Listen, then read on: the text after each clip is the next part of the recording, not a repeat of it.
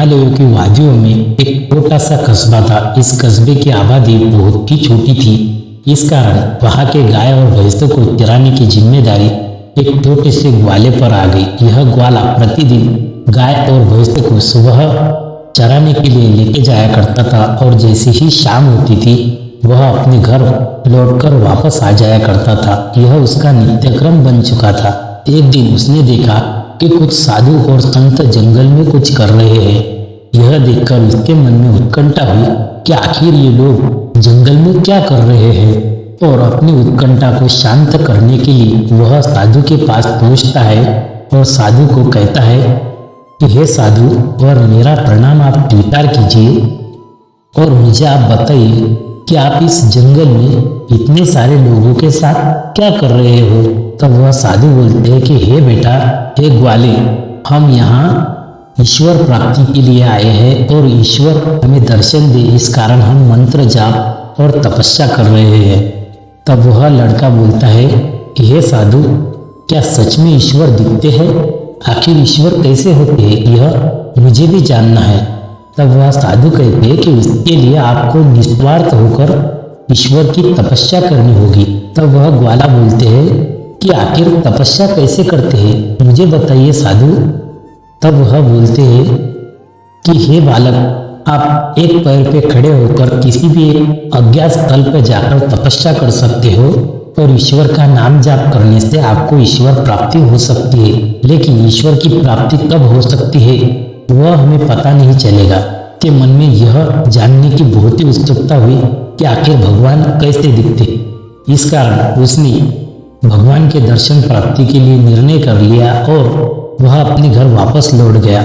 जैसे ही सुबह हुई वह जल्दी उठा और नहा धोकर तैयार हो गया और गाय भैंसों को चराने के लिए छोड़ दिया। और उसे वह जैसा ही बड़ा वृक्ष दिखा, एक पीपल के झाड़ के नीचे, वह जाकर अपने निर्णय लिया कि यह झाड़ के नीचे बैठकर वह तपस्या करेगा और उसने अपनी तपस्या शुरू कर दी।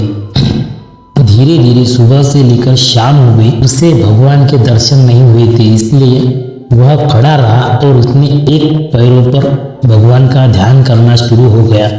जैसे ही उसने एक पैरों पर ध्यान करना शुरू किया, भगवान उसके सामने प्रकट हो गए और उसे कहा कि अरे बेटा, अपनी आंखें खोलो, तुम जिसे खोज रहे हो मैं वही ईश्वर हूँ।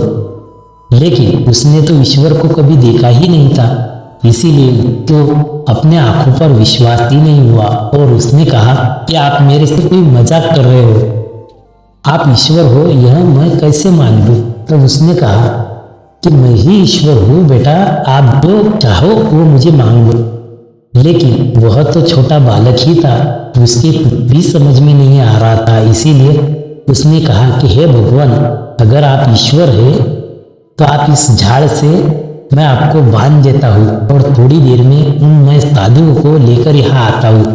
अगर आप उन्हें दिखेंगे तो सोच लूंगा कि आप ही ईश्वर है।